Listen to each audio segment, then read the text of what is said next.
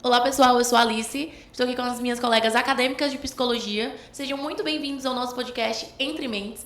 Hoje vamos falar sobre um tema muito importante para o desenvolvimento humano e para a qualidade da educação, a psicologia educacional. Oi, eu sou a Laédia. Nós vamos trazer nesse episódio um conhecimento mais profundo sobre a psicologia educacional e o papel desse psicólogo, tanto na comunidade escolar, quanto com as famílias e também com os outros profissionais que envolvem, como professores e demais profissionais. Bom dia, meu nome é Thaís e muitas pessoas acham que o psicólogo escolar, ele só escuta, mas o que ele faz é além disso. Ele escuta, ele orienta e ajuda o ambiente escolar, tanto emocionalmente, os alunos e os professores, mas também como resolução de conflitos na escola. Bom dia, meu nome é Natália. A psicologia educacional é uma área da psicologia que busca compreender os processos de ensino, aprendizagem e convivência dentro do espaço escolar.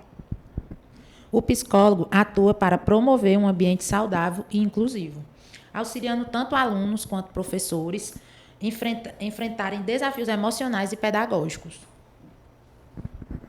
Oi, eu sou a Laila e o foco principal é trabalhar preventivamente, ajudando a escola a lidar com questões de comportamento, relacionamento e dificuldades de aprendizagem de forma coletiva.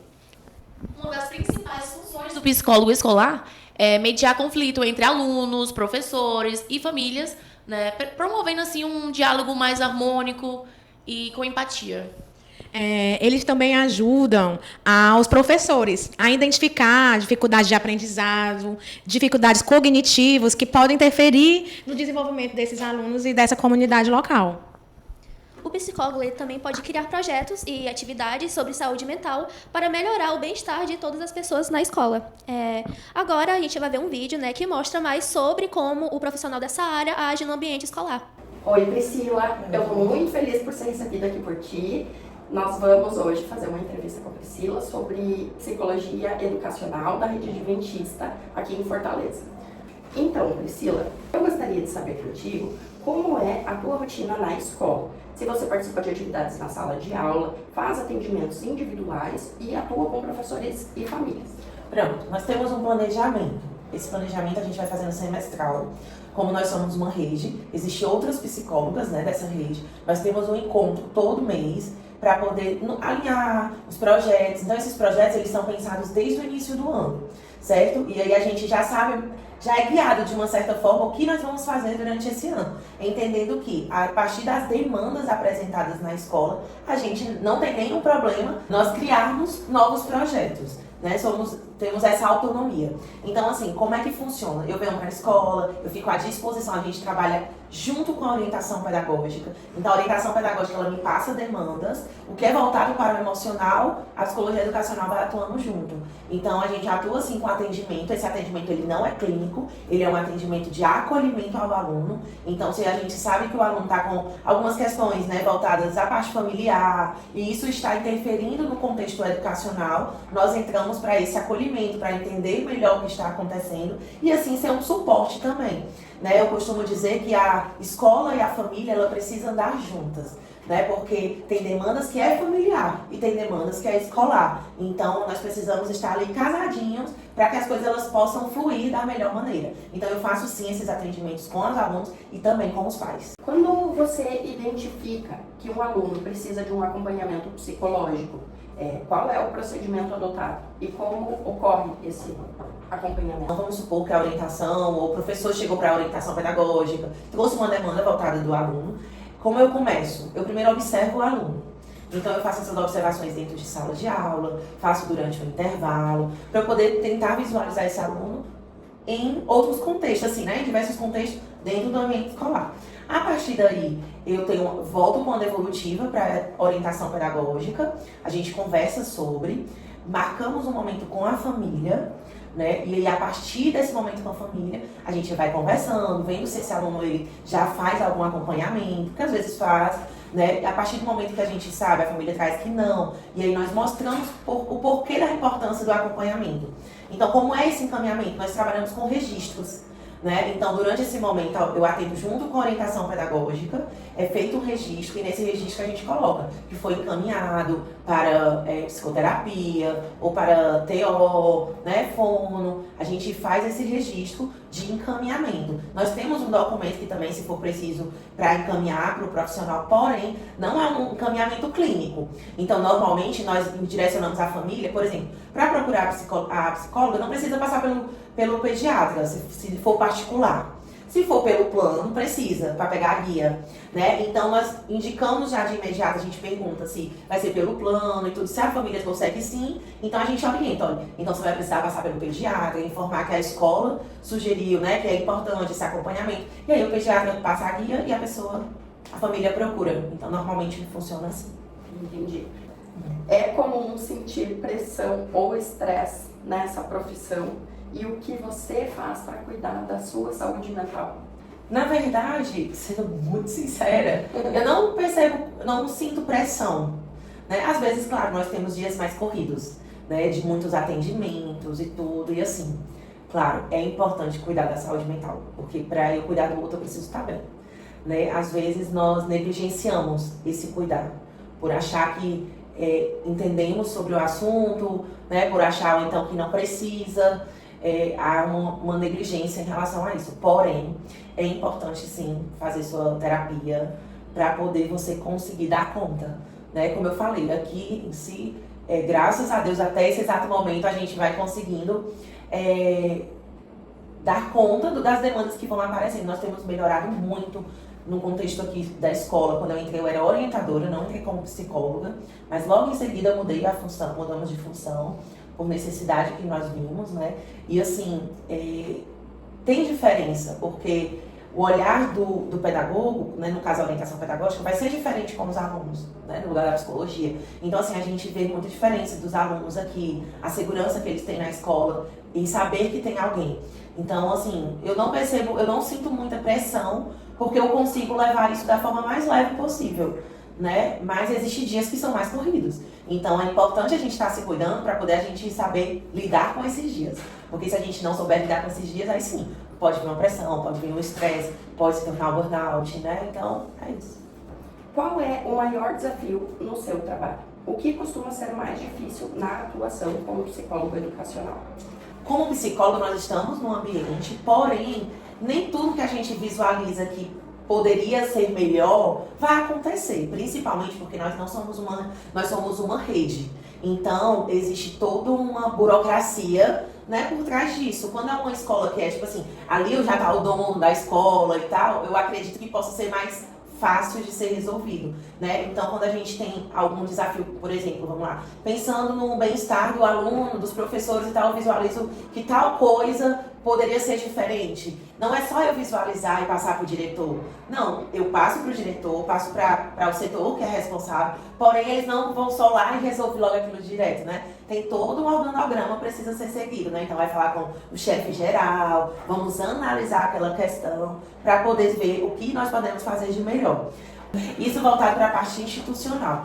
O outro desafio, que eu acredito que ainda é o maior, na verdade, é esse contato com as famílias, no sentido de quê? De disponibilidade. Porque, às vezes, eu entendo que existe uma correria, né? Hoje em dia, então, as famílias, cada um tem sua rotina, né? De trabalho e tal.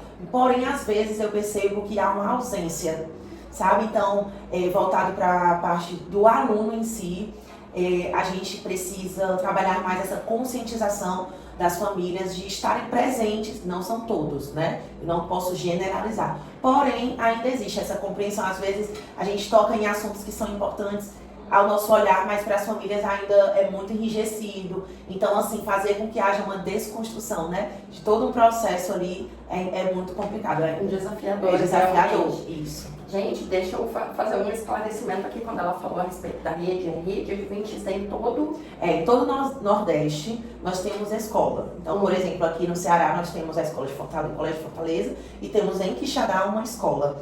Então, a parte educacional, no meu caso, eu atuo nessas duas escolas. Então, uma vez no mês eu estou em Quixadá, e nos outros dias eu estou em Fortaleza. Então, por enquanto, eu estou dividida. Em que sentido? Como psicóloga psicóloga educacional, que aí é essa maior distância de estar dentro da escola, que aí se encaixa muito para o contexto de Quixadá, porque eu só vou uma vez no mês. E em Fortaleza eu me encaixo muito mais como escolar, porque eu estou mais presente dentro desse contexto escolar, né? Mas eu ainda não estou todos os dias, porém se enquadra mais um pouco para escolar, no de Fortaleza. O que fez você escolher essa área da psicologia? Foi a sua primeira opção ou veio à vontade? Foi assim, eu estava no 6º semestre e aí surgiu uma oportunidade de eu atuar em um espaço de educação infantil. Como estagiária, estava precisando de gente, aí uma colega minha, a gente no grupo do WhatsApp, ela falou, Priscila e tal, eu sempre me dei muito bem com criança, infância, mas eu não tinha uma noção como seria atuar nisso. E aí surgiu essa oportunidade, mandei meu currículo, fui, fiz a entrevista, comecei a atuar nessa área. Né? Lá era um espaço de desenvolvimento infantil e aí era um pouco voltado para a parte educacional. Porém, lá não era escola. Hoje, atualmente, ela é uma escola. Era mais como se fosse espaço terapêutico. Então, não sei se vocês conhecem, mas antes o nome era Proper para brincar. Hoje em dia o nome é Proper para educar, porque é uma escola, uma escolinha ali na primeira infância. Então, a gente trabalhava com projetos também voltados para a parte de desenvolvimento de habilidades da criança. Porque a gente, quando as crianças são menores, é muito focado na parte educacional em si. Mas a gente às vezes esquece as habilidades. Então lá nesse espaço a gente trabalhava muito as habilidades dessas crianças. E aí eu já estava nesse contexto de uma certa forma, quando chegou o momento de escolher os estágios, as áreas, né? Aí eu pensei, eu já estou na educacional, então vou continuar, que entra para a parte educacional lá, entraria, e vou para a clínica. Aí eu fiquei pensando se realmente eu ia para a clínica, aí não fui logo para a clínica. Fui para a organizacional, que também era uma área que me interessava.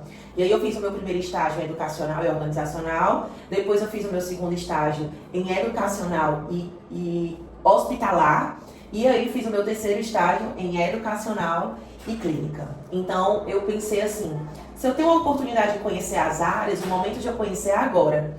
Então por que no momento de estágio eu não foquei só em duas ali, porque na onde eu estudava era mais ou menos isso, duas áreas que a gente escolhia.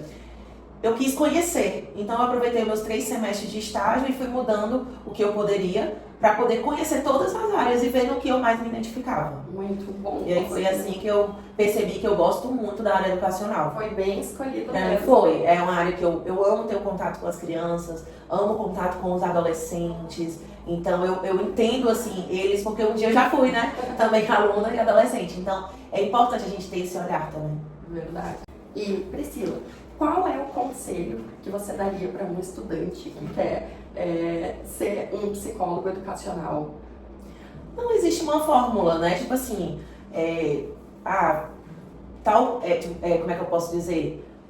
Algo pronto. Não existe. Na verdade, o conselho que eu dou, como hoje profissional, né, para vocês, estudantes, arrisquem, se entreguem, independente de qual área vocês vão escolher. Porque a gente só vai saber se a gente vai gostar daquilo se a gente se permitir, né? Então, a gente só sabe se a gente vai gostar do curso de psicologia se eu me permitir ir até mais à frente. Porque, claro, tem disciplinas que vão ser ruins, que a gente não vai gostar, né? E aí, tem pessoas que logo desistem, porque não se identifica. Eu nunca esqueci de uma frase de uma professora minha, eu lembro que eu estava no primeiro semestre, que ela disse assim, gente, se for para desistir, espere passar o 3º semestre. Porque tudo é muito cedo para você desistir. A gente, quando vai pesquisar sobre um curso, a gente vê a prática daquele curso. A teoria, não. Quando a gente começa a estudar, a gente vai vendo teoria, né? Vamos estudar filosofia, metodologia científica, sociologia, que normalmente são disciplinas que não nos encantam. Tem pessoas que ficam encantadas, mas normalmente não é. Então, após o 3º semestre, nós vamos ter disciplinas mais claras, coisas que nós idealizávamos, entendeu? Sobre o curso. Então, o conselho que eu dou em relação à psicologia educacional ou qualquer outra área da psicologia é se entreguem, se permitam viver. Porque eu só vou saber se eu vou querer aquilo se eu estiver naquele lugar, né? Porque aí entra o olhar de julgamento antecipado. Né? De tipo assim, não me vejo no ambiente escolar, aquele monte de menino gritando, com isso e com aquilo. Mas e quem sabe você se identifica? Né? Então a gente precisa ter esse olhar mais aberto, mais claro para os lugares que a gente quer procurar para se identificar mesmo. Acredito que é isso. Vamos pegar a dica da Priscila. Apesar de ser uma área essencial, o psicólogo ainda enfrenta muitos desafios. Um deles é a falta de reconhecimento sobre a sua função dentro da escola. Muitas vezes, ele é visto apenas como um resolvedor de problemas individuais, quando, na verdade, seu papel é muito mais amplo e preventivo. E outro grande problema é o desafio do número limitado de profissionais nas escolas, o que dificulta um acompanhamento mais próximo dos alunos e professores. O psicólogo escolar, ele não trabalha sozinho. Ele atua em parceria com pedagogos, orientadores, assistentes sociais e também gestores escolares. Essa atuação em conjunto permite compreender como o aluno de maneira integral, além de trazer também, não só no ambiente escolar, mas como em outros ambientes, de uma forma mais macro, como no papel da SEDUC, desenvolvendo propostas mais institucionais, né? Então, esse psicólogo educacional também pode atuar nesse sentido. E outro exemplo de atuação além das escolas de ensino médio, fundamental, nós temos também a atuação desse psicólogo na educação superior. Com exemplo, com os núcleos de apoio aos alunos, né? Aqui também nós temos na nossa faculdade, e esse psicólogo ele atua para ajudar os estudantes da faculdade a desenvolver também o seu conhecimento na área. Nesse momento, também nós vamos poder ver a entrevista com um desses psicólogos e entender um pouquinho mais sobre o dia a dia deles. Estamos aqui para entrevistar a Sandra Inocêncio, que é a psicóloga aqui na NAAP da Unidade Centro. Ela vai nos ajudar aqui no trabalho da cadeira de estágio básico supervisionado. Então, Sandra, por favor, nos explique aí como é que funciona o NAAP. Bom dia. Primeiramente, é um prazer estar contribuindo aqui com vocês através do trabalho do NAAP. O NAAP é o Núcleo de Apoio e Atendimento Pedagógico aqui da Estácio. Então, cada unidade tem o seu núcleo. Aqui é a Unidade Centro, nós temos o núcleo que é representado por mim, que sou a responsável. Então, nesse núcleo que a gente vai fazer, nós vamos atender todos os nossos alunos que têm alguma necessidade, alguma questão relacionada à aprendizagem. Por que aprendizagem? Porque, além de ser psicóloga, eu também sou psicopedagoga. Que o NAAP, como ele é voltado para a aprendizagem, é nisso que nossos maiores atendimentos são direcionados à aprendizagem. Mas não significa dizer que uma questão emocional, ela também pode estar afetando a aprendizagem. Então, a questão emocional de nós alunos também está dentro do contexto da ajuda do NAAP, não Exatamente. Só na parte de orientação educacional, mas na parte de alguma dificuldade que tenhamos, tipo um problema de ordem emocional. Nós podemos procurar sim o NAAP. Com certeza. Por que ele tem esse intuito de apoio? O apoio é justamente ajudar nas questões emocionais. A gente sabe que muitos alunos, quer estejam um transtorno, seja neurodivergente ou não, ele pode ter algumas questões. Muitas vezes o aluno está passando por uma situação particular em casa, um luto, alguma coisa que deixe o estado emocional dele um pouco abalado. E isso interfere na aprendizagem, né? Com certeza. E principalmente quando é no período de provas. Então, quando chega o período de prova, já tem aquela questão da ansiedade. A ansiedade é uma coisa natural, todo mundo pode ter. Mas quando ela começa a responder no nosso corpo de uma forma diferente, então ela começa a gente prestar mais atenção e entender o que está acontecendo, por que essa aprendizagem, essa ansiedade está afetando. E muitas vezes aprende justamente com a aprendizagem. Não vai ser um tratamento clínico, né, Não. nesse momento, né? Mas mais voltado realmente para a interferência do aluno na instituição, né? Isso. Eu vou dar um exemplo aqui. Alguns alunos eles precisam, naquele momento, só ter um acolhimento emocional, ser ouvidos, entendidos, até passar aquele período das provas, Legal. dos trabalhos. Então, a gente faz esse acompanhamento com ele. A gente marca alguns atendimentos semanais para poder conversar, tentar deixar aquele momento mais, vamos dizer assim, mais leve, né? E aí a gente faz esse trabalho.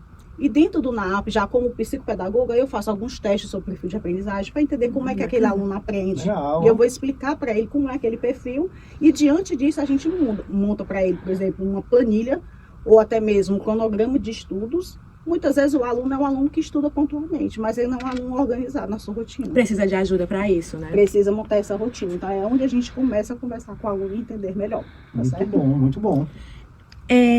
O psicólogo educacional, geralmente nas escolas de ensino médio, educação infantil, tem um tratamento até mesmo com a parte dos professores e familiares. Já aqui no ensino superior já é um pouco mais diferente, né? É algo mais pontual, não é isso? Não, nós também fazemos esse acolhimento aos pais. Ah. Por exemplo, nós temos alunos aqui que têm TEA. esses alunos ele tem alguma comorbidade, por exemplo, TDAH, ou ele tem uma dislexia, alguma questão que venha junto com o laudo dele. Então, muitas vezes o pai ou a mãe, ou o responsável pelo aluno, nos procura para a gente poder ver, entender qual é o suporte que pode ser dado a esse aluno na sala de aula. Por que isso é importante? Porque muitas vezes o professor ele tem dificuldade de acolher esse aluno. Não questão de que o professor não saiba. A questão é que, para ele, às vezes, é dificuldade. Vou lhe dar um exemplo. A gente tem aluno com síndrome de Irlen. A síndrome de Irlen é uma síndrome que acomete a questão ocular. Então, esse aluno ele precisa ter o fundo do quadro da lousa, ou então do data show, do projetor que o professor colocar na cor azul. A cor branca ele não enxerga. Interessante isso. Então, isso já é uma demanda que é nos passado pela família, para a gente poder conversar com o professor, para ele colocar vamos dizer assim, um tamanho de letra maior. Alguns só enxergam com tamanho 18, às vezes tem que ser tamanho 22, 24. A prova do aluno precisa ser adaptada no formato ou no tamanho que ele precisa. Então, o papel tem que ser impresso na cor azul, com o tamanho 18 ou 22, para que o aluno possa enxergar a prova, ele possa ler essa prova e fazer. Ou então, um aluno ele tem dislexia, com a questão voltada para a leitura, e é interessante que esse aluno faça uma prova adaptada. Ou o professor faça a prova, libera o aluno para que ele possa fazer a prova dentro do próprio NAAP. Hoje mesmo eu já apliquei algumas provas de alunos que precisam fazer prova dentro do NAAP. Sandra, tem uma pergunta aqui que é muito pertinente sobre isso aí. Essa articulação entre o psicólogo do NAAP e a equipe de professores, e, enfim, todo o corpo docente, como é que funciona? Vocês se reúnem? Vocês conversam para poder resolver essas demandas? Ou você, como psicólogo responsável pelo NAAP, tem essa autonomia de resolver isso sozinha? Sempre é pautado através do conjunto. Então, se a demanda chega do coordenador com o professor, e aí convida o NAAP, a gente vai conversar, a gente vai entender o que é e vamos estudar o que é o melhor para atender aquela situação daquele aluno. Então, a ideia é essa. A gente tem projetos que vão muito além da sala de aula. Eu não falo só do curso em si de psicologia. Hoje nós estamos aqui dentro do MUCOM, que é direcionado ao curso de jornalismo e publicidade e propaganda. Eu até falei, muitos alunos não conhecem. Eu não conhecia. Exato. No dia que ela me apresentou, eu fiquei maravilhado. Maravilhoso, Exatamente. Então, são ferramentas como essa que ajudam. Fora do NUCOM, a gente tem um núcleo de prática jurídica, NPJ. Às vezes você tem um familiar com algum problema jurídico que precisa de uma orientação. E os nossos alunos que estão já no curso de Direito, fazendo o estágio, estão lá, precisando de pessoas para ajudar. E preparados para isso. Exatamente, justamente. A questão da vivência da prática. Logo, a clínica de psicologia vai ser feita, sim, e aí o que vai acontecer? Vocês vão estar lá para estagiar. São ferramentas que a gente tem disponíveis, exatamente. Né? Então, o ponto principal do NAAP, que é a aprendizagem, sim, né? Atualmente, tem uma tendência de patologizar, medicamentalizar as questões da aprendizagem. Né? Tipo assim, tá com dificuldade, é uma patologia, ou tem que tomar tal medicamento. Como que o NAAP trata essa questão? Isso, faz sentido. Bom, o que nós fazemos é baseado, se o aluno já chega com um diagnóstico, com um laudo, e o médico especifica naquele laudo, ele precisa de um ledor para poder ler a prova dele, porque ele tem dislexia, ele precisa ter esse entendimento, então a gente vai contratar um ledor. Mas como eu trabalho também como ledor, já faço esse trabalho de ledor. Esse trabalho já é da Sandra Inocência, da psicóloga. Exatamente. Assim como precisa do intérprete de Libras, porque o aluno é surdo, então a gente vai contratar um intérprete de Libras. Então a gente vai entender toda a situação. Por isso que é importante, quando o aluno se matricula lá, ele informar se ele tem alguma questão que ele precisa desse suporte. Porque muitas vezes o aluno se matricula, não fala nada. A família também, exatamente. Ou às vezes ele já passou tanto por bullying na fase dele, da adolescência, ou até mesmo. Ele fica reprimido em expressar, expor o que é, na verdade, exatamente, qual é o transtorno que ele é portador. Faz sentido. Exato. Aqui eu não observei, mas na outra unidade da Estação Parangaba, eu trabalhei lá no ano passado, e a maioria dos alunos que tinham autismo ou TDAH, eles tinham crachá com identificação. Aqui até hoje eu não vi ainda, mas eu sei que tem alunos com autismo, porque eu atendo eles lá na sala. E com TDAH também. Com TDAH também. Mas eles não se identificam. Então fica difícil uma outra pessoa saber. Isso. Claro que não é obrigado a pessoa se identificar. Mas que dentro da instituição ele precisaria ter passado na sala de matrícula, informar que ele tem essa condição. Importante, é. Porque quando ele chega na matrícula, que eles fazem, eles entram em contato comigo. Aí se eu estiver aqui, eu já vou os que já identificaram, né? Exatamente. Já se identificaram já assim, né? Tem um diagnóstico e tem aceitação. E os que agora existe, eu acho que é uma contramão. Tipo, esses, ok, né? O que já estão diagnosticados e tal. Agora existem muitas pessoas que talvez, não sei, é uma percepção minha, não vá buscar o serviço do NAAP achando que por uma metodologia ou um auxílio seu de um profissional já possa resolver a questão da aprendizagem dele. Porque ele está esperando por um medicamento que ainda não foi diagnosticado, mas ele talvez não entenda que por um método e por uma orientação, isso pode também ser resolvido para alguém que não tenha realmente uma deficiência. Consegue conseguir alcançar. Isso. E voltando à sua outra pergunta, juntando com essa, é importantíssimo que quando o aluno nos procura, que ele já tem um diagnóstico, ele traga o laudo para a gente poder entender isso. Sim. Mas o aluno, ele não tem laudo. Ele não tem um diagnóstico fechado. Ele está em investigação. Mas ele já é acompanhado por profissionais. Então, ele também deve procurar o NAAP e nós vamos conversando com ele, às vezes até com os próprios profissionais que ele já é, para a gente poder entender as demandas. Agora, o aluno não tem laudo nenhum, não tem diagnóstico nenhum. Mas ele viu um youtuber, um influencer, vídeo no Instagram, um vídeo lá dizendo que quem tem 5 caracteres daquilo aí significa que você tem TDAH. Ou que você tem dislexia. Assim, é o que ela falou, existe esse diagnóstico feito a grosso modo por pessoas que nem da área são, e por estar muito fácil o acesso à internet, Instagram, YouTube, etc. As 5 características já diagnosticam quem eu sou. Isso. E Wagner, Sandra, além disso, eu queria só acrescentar, tipo assim, por exemplo, eu não tenho um diagnóstico, eu, Laédia, não tenho, mas eu tenho alguma dificuldade com alguma matéria específica. Eu posso ir no NAAP, né? Sim, com certeza. Né? Porque assim, para que não se...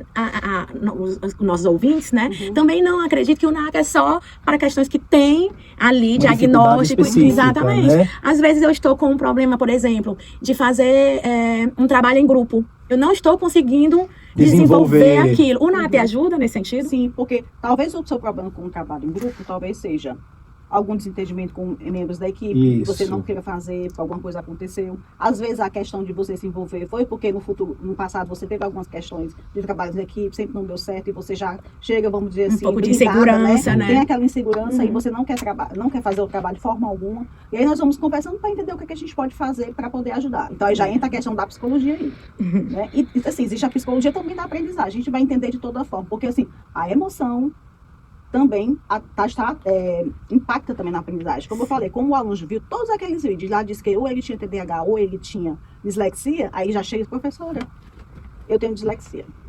Ok? Tá muito comum, né? Muito demais. Não, eu tenho TDAH. Ok, você tem um laudo? Não fui não, mas eu sei que eu tenho. A minha vizinha viu um vídeo, não sei aonde, e disse que eu tenho. Tem né? isso. Tá cheio de diagnósticos por aí, né? Exatamente, né? O autodiagnóstico. É um perigo, né? Isso. Então, o que é que eu faço com o aluno? Eu vou conversar com o aluno para ele entender que para ele ter um diagnóstico, ele precisa de um profissional. E aí nós vamos fazer um encaminhamento. Entendi. Então, ele caminha para o psiquiatra, para um neurologista, dependendo da demanda, do que seja, para que esse aluno possa fazer acompanhamento. Mediante o acompanhamento que ele fizer com o médico, se o médico der o laudo e disser que ele é, aí eu digo, você retorna para a gente. Enquanto isso, nós vamos fazendo alguns atendimentos, e aí eu faço teste de perfil de aprendizagem, com ele para entender o completo, né? Porque muitas vezes a questão do aluno, ele, eu não consigo me concentrar, isso deve ser o TDAH. Não é, nem tudo é TDAH. Nem tudo é TDAH, nem tudo é dislexia. Às vezes esse aluno, ele fez um exame de sangue na infância. E hoje em dia eu pergunto, qual foi a última vez que você fez exame de sangue? Aí isso. A professora faz muito, não era pequeno, não sei o quê. Pois eu deveria procurar um médico e tentar pedir um check-up. Isso. E aí quando vem o resultado, tá lá, vitamina D baixa, vitamina B12. Então, todos esses tipos de vitaminas que estão baixas, ferro, tudo isso vai impactar no seu desenvolvimento cognitivo. E aonde impacta na sua aprendizagem. Então, é como na escola, se a criança não está suplementando, não também está com as vitaminas todas baixas, isso impacta.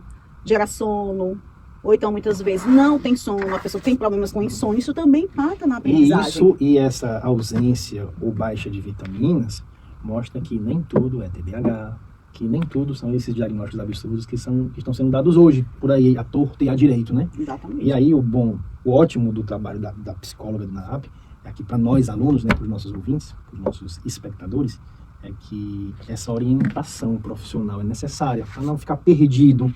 Então, é recomendado a todos, né, os alunos que, em caso de qualquer dificuldade, procure ação de inocência, né?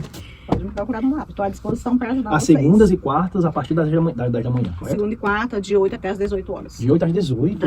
Excelente. Nós estamos muito felizes em estar muito aqui com bom. você. Isso. E saber que a gente pode também estar disponibilizando essa informação para os nossos colegas, né, da faculdade. É uma ferramenta muito importante. Sandra, desde já, muito obrigado. Obrigada. Ajudou muito e a nossa gratidão é imensa por você ter se disponibilizado a vir participar e esclarecer aí esses pontos. Obrigadão. Obrigada, Sandra. Espero que a gente também possa ajudar, né, nessa divulgação desse serviço que é tão importante para a gente. E, mais uma vez, nós estamos à disposição. Pronto. Eu que agradeço a vocês esse momento de trabalhar junto com os alunos da psicologia para ver um outro lado também do psicólogo dentro do ensino superior. Muitas vezes a gente só vê da educação mais voltada para a educação infantil, ensino médio. Então, essa é a oportunidade também de falar que o psicólogo também deve estar presente, né? Isso é importantíssimo. E a gente faz o possível para atender de melhor forma os nossos alunos. Eu fico muito feliz em contribuir com vocês. Obrigada. Espero que o trabalho seja um sucesso. E será. Estou aqui à disposição, viu? Muito obrigada. Obrigadão, valeu. Quando todos da escola trabalham juntos, o ambiente fica muito mais acolhedor e os problemas são resolvidos de uma forma melhor, né? De uma maneira mais humana. A psicologia escolar não é só sobre resolver problemas, mas sobre criar espaços de escuta e transformação. O psicólogo ajuda a ser um lugar onde todos os alunos e educadores se sintam valorizados E respeitados. E educar é também cuidar da saúde emocional. E esse é um dos maiores aprendizados que a psicologia escolar traz para o cotidiano das instituições de ensino. E assim encerramos o nosso episódio, né, sobre a psicologia educacional. Esperamos que vocês tenham gostado do nosso trabalho, foi feito com muito carinho, né, e que some muito para nosso aprendizado. E a gente espera também que tenha ficado claro para vocês qual o papel do profissional da psicologia educacional e o quanto ele é importante para transformar esse ambiente junto com toda a comunidade. E é isso. Esperamos que você tenha entendido, né, um pouco mais sobre o papel do psicólogo escolar e como ele ajuda a tornar a escola um lugar melhor para todos. Como disse Jean Piaget, o ideal da educação é aprender a aprender. De acordo com Vygotsky, foi um psicólogo crucial para a psicologia educacional, defendendo que a aprendizagem é um processo social e cultural, não apenas individual. E, finalizando, então, a gente espera que vocês tenham compreendido melhor a importância do psicólogo, né, dentro da escola e o quanto a atuação pode transformar o ambiente educativo.